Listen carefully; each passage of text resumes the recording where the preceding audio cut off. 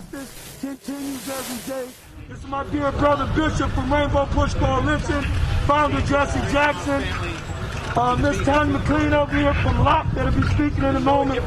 Everybody, their hearts should be on the floor right now for the direction that our nation is being going. My nephew was shot 7 times in the back.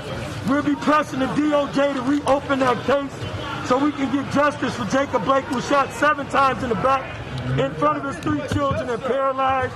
Now we have another shooting in the city, and he's getting off the rail. So you cannot call this town the pretty lake by the city anymore.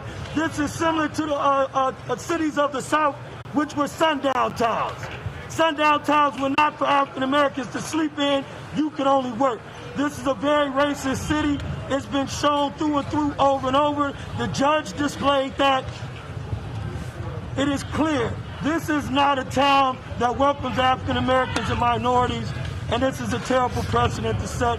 Again, this is Bishop from Rainbow Push Coalition. We've been here. We've been here every day of this trial, and it is disheartening to know that this system still does not work for justice. It's a miscarriage of justice. We saw the video, you saw the video, we saw the evidence, you saw the evidence, you heard the witnesses, and we saw the witnesses.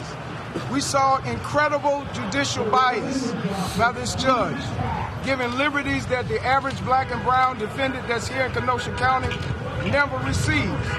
Those of us in the civil rights community will be doing our due diligence to ensure that we press upon the Department of Justice to do due diligence in this case. There were federal violations that must be investigated, federal charges that should be leveled. The state of Illinois has grounds in this case as well. We're not satisfied, and not that civil rights or social justice rested on this conviction, but these jurors saw a different America than we see every day, than we saw in the evidence. We saw the video. We saw 3 people shot and 2 people killed. We are a land of laws, and when we abandon those laws to try to sanitize and humanize people for political reasons, we create a system that is not right for everybody.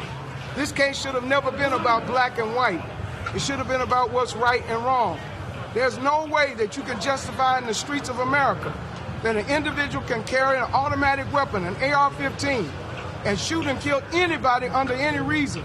There's no way you can justify him not having a license to drive, and let alone a license to carry this weapon. And so the judicial bias that was in this case, this is the same office that found it beyond their means to level charges in the Jacob Blake Jr. case after he's been shot 7 times in the back, and all of America saw that. So in spite of this verdict, we know what we saw, we know what we heard, and we know the truth. And we're asking all of those persons that believe in what we believe in. Civil rights and social justice has never been about taking lives, saving lives. It's never been about tearing down communities. It's been about building communities. It's never been about division. It's been about unity. We're going to maintain peace and protest in these streets, and all over America, our voices are going to be heard. All over America, our feet are going to take the streets of America, because we still have Ahmaud Arbery. We still have Heather Heyer in Charlottesville, Virginia, and the fight continues. We know the truth, and one thing about the truth will make you free.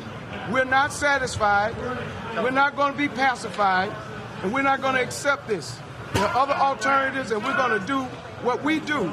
We would not be where we are today if it weren't for the work of hardworking people every day in civil rights and social justice. And so this jury and this judge and this court, and many of you in the media saw and heard for yourselves, unprecedented rulings, unprecedented bias, unprecedented actions that gave this defendant the kind of leverage and liberty that brought about this verdict.